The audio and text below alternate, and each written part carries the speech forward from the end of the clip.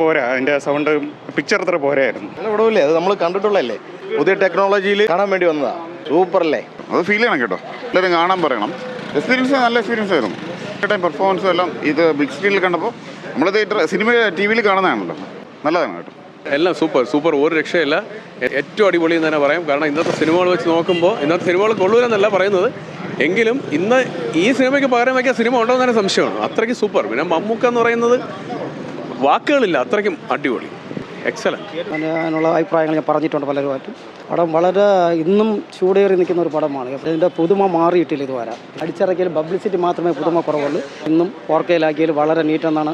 പണ്ടേ നീറ്റാണ്, വീണ്ടും ഒന്നും കൂടി പുതുമയേറി തുള്ളിയ തലമുറയ്ക്ക് കാഴ്ചവെച്ചത് വളരെ ഭംഗിയാണ്. അതിനുവേണ്ടി ഞാനും ശ്രമിച്ചിട്ടുണ്ട് ഇത് 4K വേണ്ടി. ഇനിയും പല പടങ്ങളും ഉണ്ട്. ഇദ്ദേഹത്തിൻ്റെ പടങ്ങൾ തന്നെ നല്ല സബ്ജക്റ്റ് നോക്കി വീണ്ടും 4K വരും.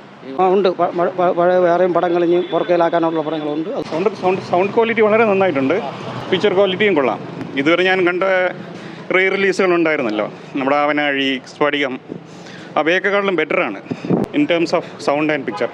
അവനാഴി കണ്ടു, അതത്ര പോരാ, അതിൻ്റെ സൗണ്ട് പിക്ചർ അത്ര പോരാ. ഇത് കൊള്ളാം, സ്ഫടികത്തിനേക്കാളും വളരെ ബെറ്ററാണ്.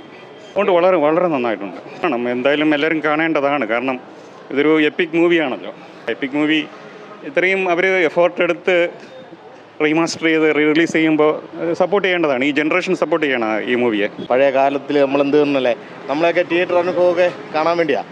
സൂപ്പറായിരുന്നു കേട്ടോ. ഈ എടുത്തുവരുന്ന മമ്മൂക്കയെ കുറിച്ച് പറയണോ? പിന്നെ ഈ സിനിമ ഫോട്ടോഗ്രാഫിയൊക്കെ ആ കാലഘട്ടത്തിൻ്റെ ഒരു മാറ്റമാണ്. സൂപ്പറല്ലേ, പറയണോ? മമ്മൂക്കയ്ക്ക് ദേശീയ അവാർഡ് കിട്ടിയ പടമല്ലേ, നല്ല സൂപ്പർ, അടിപൊളി. ടി വിയിൽ ഞാൻ കണ്ടിട്ടില്ല, ഞാൻ 89 ഞാൻ ഇവിടെ തിയേറ്ററിൽ കണ്ടതാണ്. അന്ന് കണ്ടതാ, 89 ഞാൻ കണ്ടതാ. നല്ല വ്യത്യാസമുണ്ട്, നല്ല മാറ്റമുണ്ട്.